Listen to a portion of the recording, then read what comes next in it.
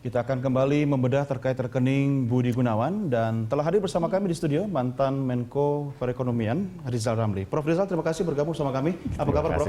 Baik. Prof, ini kacamata Anda terkait soal rekening Jenderal Polisi kita ini. Dari perspektif mana yang menurut Anda sebenarnya layak untuk dikritisi terlepas dari politisasi sebuah kasus? Tentu jumlahnya yang sangat besar, di atas batas kewajaran lah. Yang kedua, modus transaksinya. Kalau benar bahwa putra Mas Budi terima kredit 57 miliar, itu anak 19 tahun, itu luar biasa. Iya. Tidak mungkin terjadi, kecuali memang terkait dengan deal-deal lain, yang barangkali juga tidak sesuai dengan hukum lah. Deal-deal anaknya atau orang tuanya nih, Prof? Ya, kalau nggak salah yang kasih itu kan investor pengusaha tambang. Ya. Ya, dan dalam tambang ini kan banyak 40 lipatnya juga ya. Soal klarifikasi izin dan sebagainya, selalu biasanya harus ada backingnya. Ya, tidak mungkin anak 19 tahun bisa dapat kredit sedemikian besar. Heboh dunia perbankan aja heboh kalau itu. Iya. Saya aja ngajuin kredit nggak dapat, Prof. Nggak dapat. Kamu saya kira kelas 500 juta aja susah. Susah. Agunannya juga harus jelas kan, Prof? Ya, nah ini nggak ada agunan. Harusnya kan satu, karakternya, menyangkut integritas. Iya. Yang kedua, menyangkut capacity-nya, ada cash flow nggak yang mendukung proyeknya. Yang ketiga, kapitalnya, net worth-nya, cukup nggak. Keempat, C-nya, kolateral, jaminannya, ada nggak.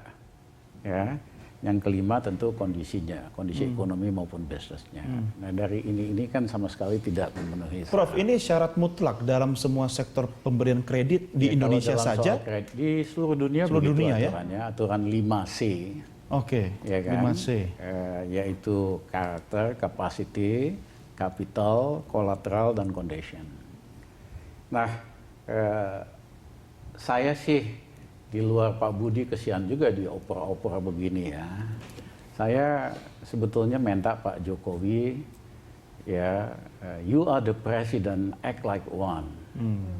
Ya, Anda presiden, bertindaklah sebagai seorang presiden. Misalnya kasus BBM kan, dari awal timnya Pak Jokowi, penasehatnya selalu bilang harus naik, harus naik. Kami di berbagai TV beberapa bulan yang lalu, jangan naik karena ini bakal turun. Tapi Pak Jokowi terlalu banyak mendengar pembisiknya. Akibatnya apa? Akibatnya harus dikoreksi, dikembaliin lagi kan. Baru 3 bulan naik turunnya sudah berapa kali? 6.600 ya. Karena dari awal memang ini kebijakan yang salah, diberikan informasi yang salah. Nah menurut kami dalam kasus Kapolri juga, para pembisiknya ini memberikan informasi yang salah. Anda nggak bisikin sih, Prof? Hah? Anda nggak bisikin? Iya, kalau Pak Mas Jokowi telepon ya saya kasih tahu. Tapi Prof, poin saya adalah kalau kebijakan BBM aja bisa dikoreksi, masa ini nggak bisa dikoreksi? Win-win buat semua. Kesian juga Pak Budi dimainkan begini, bisa-bisa ditangkap atau sebagainya. Nah, yang kedua saya juga mau appeal, saya dekat dengan Taufik Kimas, Bang Taufik sama Mbak Mega. Mbak Mega, wes lah, udah lah. Orang tahu di belakang ini Mbak Mega kok. Ya, jadi jangan dipaksakan, nanti kebablasan gitu loh. Saya sedih karena saya lihat koran-koran luar negeri, judul nomor satunya, Presiden Indonesia mengangkat terdakwa untuk jadi Kapolri. Nggak ada di seluruh dunia suspek ini. Ya, suspek. The accused. Di seluruh dunia. Iya. Jadi saya minta Mbak Mega, please deh, ya hari gini jangan maksain lah. Kasih kesempatan, banyak yang muda-muda kok perwira polisinya lebih bagus. Prof, Anda kan sangat dekat dengan Bu Mega. Tapi kan yang jadi presiden sekarang memang ya Joko Widodo. Kenapa kalian disebut? Ya harusnya ya seperti beliau juga katakan tadi gitu kan ya. Berani nggak kira-kira kepala negara kita mengambil sikap? Ya itu saya bilang, Mas Jokowi, you are the president, act like one. Ini kan kayak kanguru ya. Kanguru ini yang dekat-dekat lah yang berpengaruh. Mbak Mega, Yusuf Kala, Surya Paloh, lain-lain. Pak Jokowi itu selalu di pouch-nya, selalu di depan. Tetapi yang ngatur-ngatur yang di belakangnya. Nah, menurut hemat saya. Tapi yang ngatur-ngatur ini beol di mana-mana gitu lah. Jadi kalau Pak Jokowi mau jadi presiden yang hebat, loncat dari pouch nyaman itu, berdiri sendiri, ambil sikap. Jangan terlalu percaya pembisik-pembisik yang punya sebenarnya kepentingan. momentum soal penunjukan Kapolri ini penting sekali, Prof. Ya, Prof, ada satu hal yang saya ingin tahu. Kalau dalam dunia perbankan sendiri, kredit tanpa agunan itu saya sering dengar KTA, tapi kan jumlahnya itu di bawah 100 juta gitu kan. Dengan jumlah miliaran, apakah bisa terjadi? Hampir, apalagi di Indonesia ya, hampir di Indonesia itu tidak ada kredit tanpa jaminan. Karena bankir-bankir kita ini konservatif, dia yang penting ada jaminan dulu justru. Dibalik, bankir-bankir asing mungkin dia masih lihat track record, credibility, cash flow, jaminan itu paling akhir gitu loh. Nah, tidak ada di Indonesia orang kasih kredit tanpa jaminan. Ya, karena bankir sih mikirnya gampang, macet, saya sita jaminannya, saya aman gitu loh. Ya, jadi kembali ke soal tadi, ini banyak yang nggak benar di sini. Daripada main buka-bukaan yang nggak lucu, ya Mas Budi saya juga kenal, lebih bagus mengundurkan diri baik-baik lah. Kita cari solusi yang win-win supaya polisi ini bisa move ke depan. Itu boleh dititip pesan lewat Pak Roni itu, Prof. Iya, Pak Roni. Tapi ternyata tidak semudah itu, Prof. Pak Roni, ini terlepas dari statement beliau tadi ini, kan kami ada sedikit ini, pemerintahan Gus Dur lah yang memisahkan polisi daripada angkatan bersenjata. Jadi kami punya harapan yang besar terhadap polisi. Kita ingin polisi Indonesia itu seperti di Inggris, modalnya cuma block note dan pentungan, tapi karena berwibawa, ya integritasnya tinggi, itu rakyat seneng, nyaman dengan polisi. Tapi sebenarnya ada satu hal yang juga membuat gerah beberapa pihak terkait dengan statement pengkhianat di tubuh Polri ini, Pak Roni. Bagaimana ini? Ya, sementara ini di Polri saya kira Bapak Kapolri sudah mengumpulkan beberapa hari yang lalu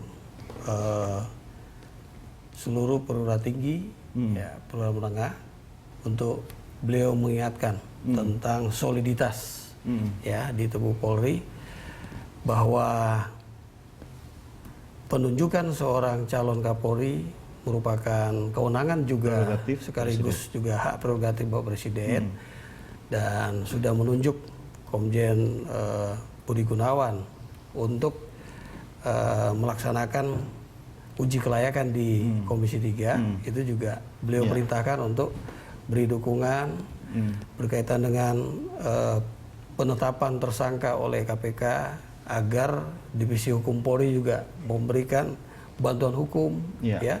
Jadi soliditas kesatuan itu masih tetap dijaga oleh Tapi Pak Roni, saya Kapolri. tidak mau seret ke ranah politik. Yang saya maksudkan adalah soal statement pengkhianat itu, apakah terkait dengan mungkin kebocoran data dari internal Polri sendiri terhadap aliran dana dalam rekeningnya Pak Budi Gunawan itu? Apakah mungkin ada internal Polri yang sengaja membocorkan keluar? Iya.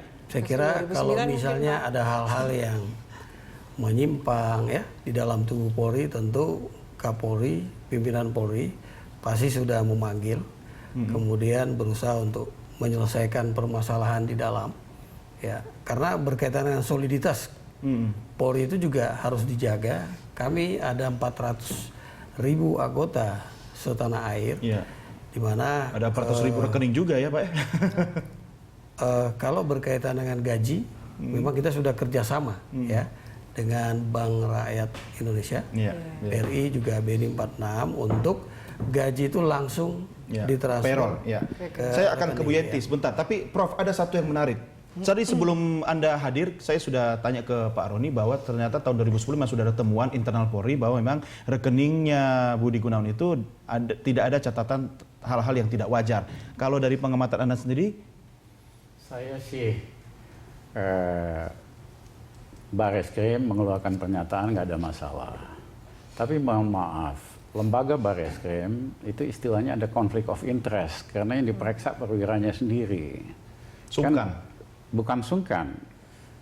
Di dunia yang lebih fair, orang yang terlibat tidak boleh atau lembaga yang terlibat ikut memeriksa. Harus yang dari luar, ya kan? Misalnya lah kalau perusahaan kita mau jual anak perusahaan, padahal go public, nggak bisa kita sendiri menentukan nilainya. Kita mesti panggil appraisal internasional buat mengetahui nilai value-nya berapa. Nah ini sama juga dengan Barreskrim. Kalau Barreskrim menyatakan bahwa ya kan nggak ada masalah, persoalannya banyak jenderal polisi, mantan Kapolri yang rekeningnya luar biasa. Jadi ada konflik of interest. Tapi kan nggak dilarang kaya jenderal polisi, Pak. Nggak dilarang kaya, tentu, ya kan. Tetapi prosesnya dari mana, wajar apa tidak. Menurut Anda wajar nggak, Prof, rekeningnya Ya Budi kalau Gunawan? ada, saya nggak ngomongin Mas Budi ya, ada mantan Kapolri rekeningnya 100 miliar lebih, yang benar dong. Ya kan, dia nggak pernah bisnis, cuma jadi pejabat Kapolri aja. Nah, jadi soal-soal begini, walaupun barangkali sebagian konfirmasi dari Barreskrim itu ada benarnya, tetapi tidak komplit karena ada informasi yang lain. Tapi yang lebih penting, kalau ada konflik of interest, lembaga yang sama memverifikasi bos-bosnya, ya itu tentu kredibilitasnya tidak sekuat kalau lembaga independen yang melakukan verifikasi. Baik, Prof, Bapak Ibu sekalian kita break dulu, kita lanjutkan di segmen berikutnya. Pemirsa, kami segera kembali sesaat lagi, tetap bersama.